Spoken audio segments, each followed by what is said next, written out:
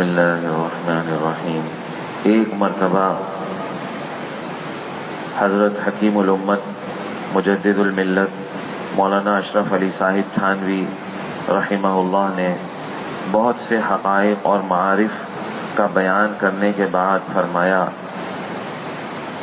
اور آخری بات یہ ہے کہ ہمیشہ اپنے آپ کو مریض سمجھے اور علاج کرتا رہے اور استغفار کرتا رہے۔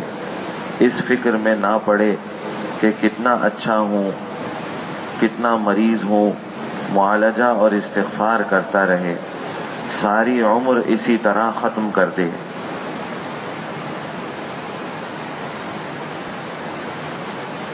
یہ بڑے کام کی بات ہے کہ اپنے آپ کو ہمیشہ مریض سمجھے، مریض یعنی روحانی مریض سمجھے،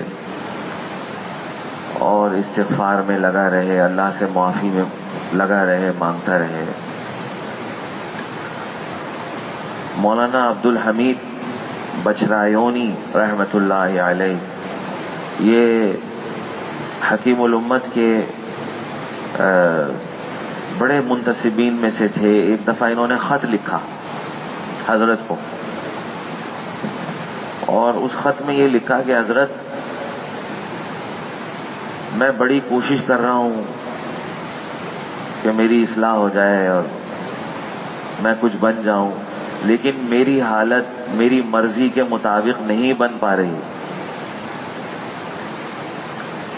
میری حالت ویسی نہیں ہو پا رہی جیسی میں چاہتا ہوں۔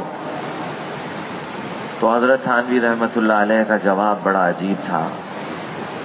فرمایا، وہ دن ماتم کا دن ہوگا جس دن آپ کی حالت آپ کی مرضی کے مطابق ہو جائے۔ وہ ماتم کا دن ہے، وہ خوشی کا دن نہیں ہے۔ اور ہماری سوچ دوسری ہے کہ وہ تو خوشی کا دن ہوگا۔ حضرت فرما رہے ہیں ماتم کا دن ہوگا جس دن ہماری حالت ہماری مرضی کے مطابق ہو جائے۔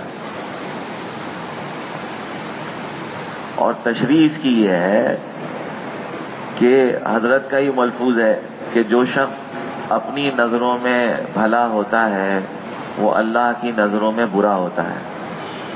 جو شخص اپنی نظروں میں بھلا ہوتا ہے، اچھا ہوتا ہے، وہ اسی وقت اللہ کی نظروں میں برا ہو جاتا ہے۔ اور جو شخص اپنی نظروں میں برا ہوتا ہے وہ اللہ کی نظروں میں بھلا ہوتا ہے۔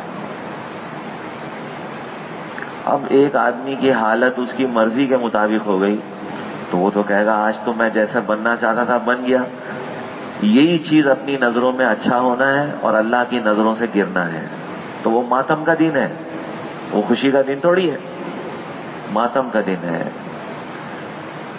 یہ اللہ کی بڑی نعمت ہے کہ ہماری حالت ہماری مرضی کے مطابق نہیں ہوتی، جس کی وجہ سے ہم اپنی ہی نگاہوں میں گرے رہتے ہیں اور اللہ کی نگاہوں میں بھلے بن جاتے ہیں۔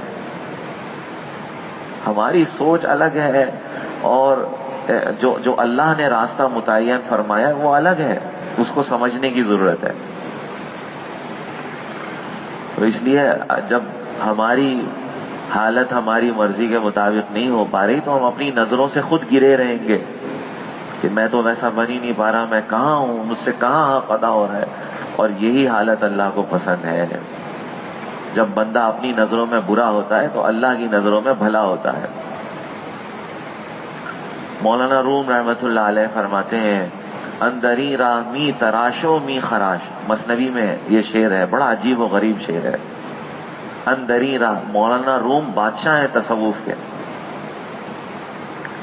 تو فرمایا اندری راہ می تراشو می خراش، تا دم آخر دم فارغ مباش۔ یہ جو راستہ ہے اللہ تعالیٰ کا، اس میں تراش اور خراش رہے گی۔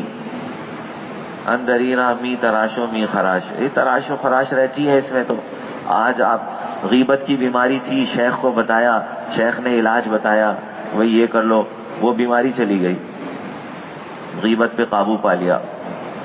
تھوڑے ایک دو دن بعد بد نظری سر اٹھانے لگے گی، اس پہ قابو پایا، اس کو لکھا، تو اس سے علاج پوچھا شیخ سے، تو وہ علاج بتایا، اس پہ عمل کیا، اس سے فائدہ ہو گیا۔